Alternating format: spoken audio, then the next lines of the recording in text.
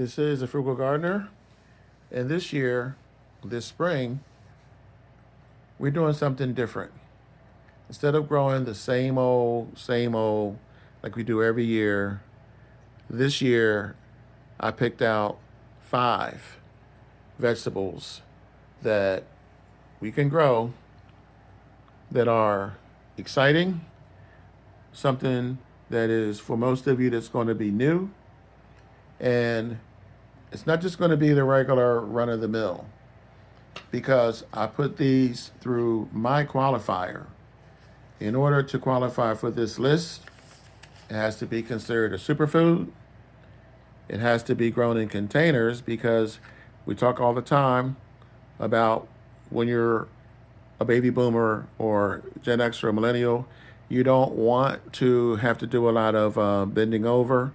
And by using a container, it's going to make it easier because if you need somebody to help you move something, you move it once, it's done, boom.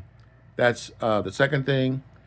To make life easier, I picked fruits and vegetables, well, mostly vegetables, that can be grown in partial shade and that can take a light frost. As a matter of fact, this bok choy can take frost, and I'll get to that in a minute. And the last thing is 90 days or less. I'm not sure if I mentioned this or not, but the other qualification is it has to be a superfood. Now, people say, what's the superfood? Well, superfoods are high in antioxidants. They have to have fiber and high in minerals and also in vitamins. Now, before I start, I should say there is one of these that do not meet the requirements, and I added it anyway, and that's this guy here. This is yellow watermelon. I did say we were going to grow things that were exciting, things that were different. Everybody's familiar with the same old boring red watermelon. There's nothing really wrong with it, but how about this instead? These are about 7 inches across, and look at the days to maturity. That's pretty impressive. So this is on my list, even though this is not frost tolerant and it needs to have full sun. I decided to add this anyway. So also on my list is bok choy. I picked bok choy for a couple of reasons. One, if you look the days to harvest, only 40 days, 40 to 45 days. So that's a month and a half from seed to harvest. And this is probably one of the better superfoods on the list. I mean, this has it all. I'm not going to run through the whole list with you guys right now. I'll let you look it up later. But this is something, it's Asian. It's something that you cannot find at your regular seed store. You're not going to get this at Dollar Tree or Dollar General. You're not going to get this at Walmart. And in a couple of years, I suspect this is going to become more popular, and more people are going to want to plant this and grow this. This is another showstopper. This is Napa cabbage. This is very easy to grow, and it's another one of the superfoods. This grows in 90 days. So 3 months, that's about average. But one of the things I liked about this, one of the reasons why I picked this is because it can get by with just 5 hours of sun. So if you have a yard that you only get sun part of the day, then this will be perfect for you to grow. It's healthy, it's easy to grow, and like I said, can even take partial frost. All these, including the watermelons, can be grown in containers. Talking about quick and easy, here's radishes. Now, these are purple radishes, but daikon radishes, they're basically interchangeable. I mean, there are minor differences, but um, I've had trouble finding these in the past. So when I do buy them, I have a tendency to buy extra, and I'll put them in the refrigerator, store them there. This way, I won't have to worry about hunting for them. You're definitely not going to find these on the shelves in a Walmart or the other big box stores.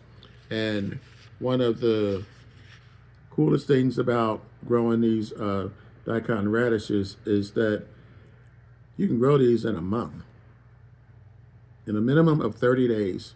30 to 60 days, it depends on the conditions, it depends on the type, but 30 to 60 days, you can grow these all through the summer.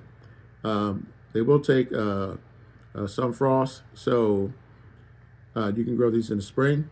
You can grow these in the fall. In fact, that's probably the better times to grow them.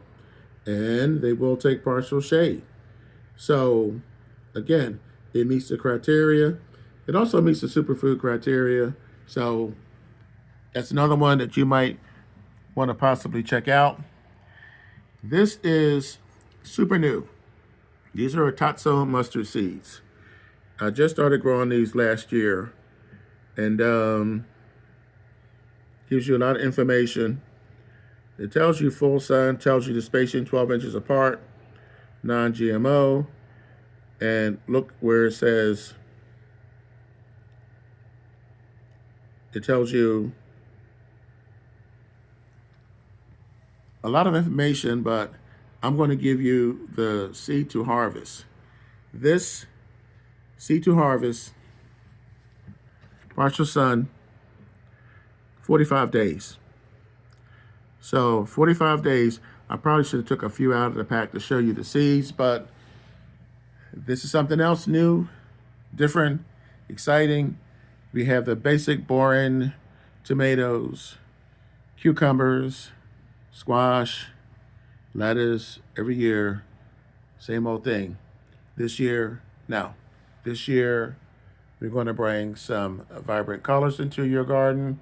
This year, you're going to grow things that are different, that are also healthy, things that are easy to grow because you don't have to have full sun, or if you have a freaky change in the weather where it gets frost or cool one night, you're not going to kill everything off.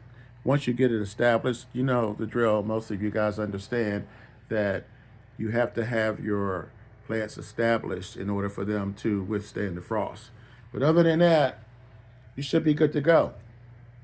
I threw these in, last but not least, Vidalia onions.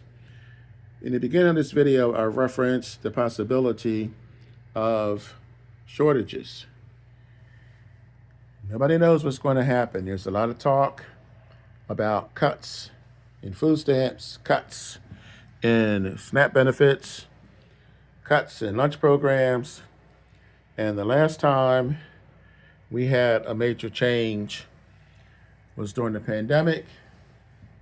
I read somewhere that Californians grew, those who garden in California grew something like 25% of their groceries.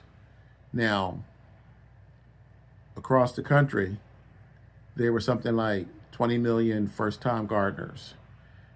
If there are cuts, I say if because I don't have a crystal ball, I have no idea what the government's going to do, but if there are cuts, then it stands to reason that more people are going to start gardening. The seed orders for these companies, a lot of these companies do not grow their own seeds. They don't produce their own seeds. They contract it out.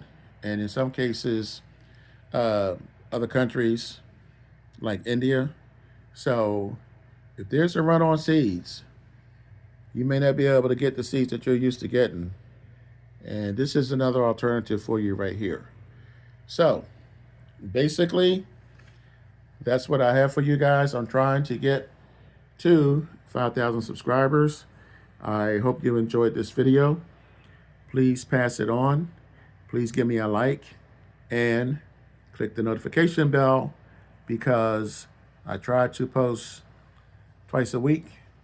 I do Gardening Over 40 on Tuesdays, and I try to put up another video on the weekend. So spring is just around the corner, and I have a couple of things in the works, a couple of videos I'm working on. So hopefully I'll see you guys in a few days. I am the Frugal Gardener. Thanks for spending part of your day with me. And remember, when you grow your own food, you'll always know where it comes from. Catch you in a few days.